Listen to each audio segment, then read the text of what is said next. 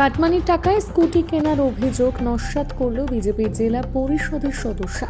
বৃহস্পতিবার বালিখাইতে এগরার বিধায়ক তরুণ কুমার মাইতি বিজেপির প্রতীকে জেতা জেলা পরিষদের সদস্যা বাঁশরী পণ্ডিতের বিরুদ্ধে অভিযোগ এনেছিলেন জেলা পরিষদের কাজের কাটমানির টাকায় একটি স্কুটি এনেছেন। সেই প্রসঙ্গে শুক্রবার সন্ধ্যে 6টায় বালিখাইতে তরুণ মাইতির বক্তব্যের পাল্টা প্রতিক্রিয়া দিলেন জেলা পরিষদের সদস্যা বাঁশরী পণ্ডিত। তিনি বলেন তার ওই স্কুটি জেলার কাজের অনেক আগে কেনা। বিধায়ক অন্যের অভিযোগ যাচাই না করে মিথ্যে কথা বলেছেন। পাশাপাশি সাংবাদিকদের সামনে স্কুটি কেনার সমস্ত তথ্য তুলে ধরে বিধায়কের তীব্র আক্রমণ করেন।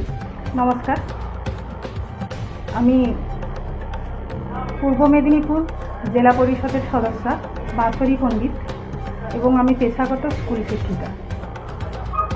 গতকাল এগরা বিধানসভার মাননীয় বিধায়ক তরুণ মাইতি মহাশয় একটা বক্তব্য রেখেছেন এবং সেই ভিডিও সংবাদ মাধ্যমে ভাইরাল হয়েছে। তো আমি ওনার এই বক্তব্যের পরিপ্রেক্ষিতে, ওনার এই কথার পরিপ্রেক্ষিতে আমি বলতে চাইছি, মাননীয়, আপনি কিন্তু একজন স্কুল শিক্ষক, তাই আপনি যখন বক্তব্য রাখবেন তখন কিন্তু তার সত্যতা যাচাই করে রাখা উচিত যে আপনি কোন প্রসঙ্গে বলছেন, কথাটা ঠিক কিনা। আপনি কিন্তু সেটা করেননি।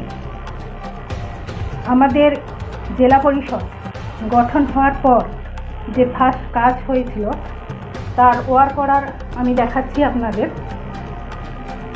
ডেট হচ্ছে, ওয়ার্ক অর্ডার ইস্যু হয়েছিল 28/11/2023, নভেম্বরের 28 তারিখ ওয়ার্ক অর্ডার ইস্যু হয়েছে।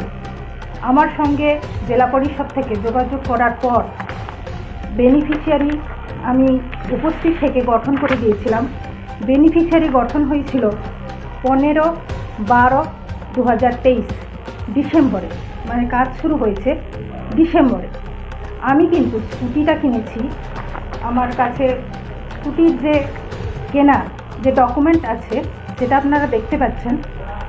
স্কুটি কেনা হয়েছে 8/10/2023, অক্টোবরের 8 তারিখ, মানে ওয়ার্ক অর্ডার ইস্যু 1 মাস আগে, যখন ওই কাজের টেন্ডারই হয়েছিল না।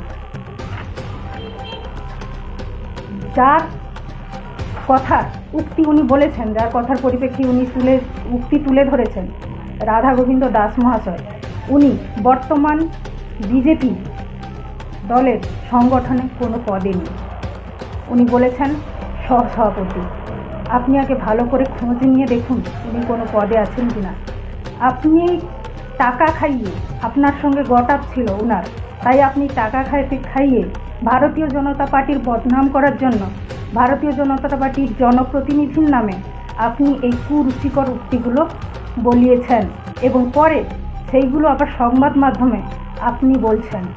আপনি বলে কিন্তু এটা আমার চোখে এবং জনগণের কাছে নিজের নিচু মানসিকতার পরিচয় দিয়েছেন। আপনার কাছ থেকে এটা আশা করা যায় না। আপনি আসলে ফ্রাস্ট্রেশনে ভুগছেন, কারণ যে গত লোকসভা ভোটে এগরা বিধানসভার জনগণ আপনাকে কষিয়ে থাপ্পড় মেরেছে। এমনকি আপনার নিজের বুথেও আপনি আপনার যে জনপ্রিয়তা হারিয়েছেন। তাই আপনি এই ফ্রাস্ট্রেশনে ভুগে আপনি ভারতীয় জনতা পার্টির জনপ্রতিনিধিদের উদ্দেশ্যে এই সব মন্তব্য করছেন। আপনাকে অনুরোধ করছি, আর নিচু মানসিকতার পরিচয় দেবেন না। আপনি একজন মাননীয় এবং শ্রদ্ধেয় শিক্ষক। আমি এইটুকু বলবো, আর বেশি কিছু বলবো না।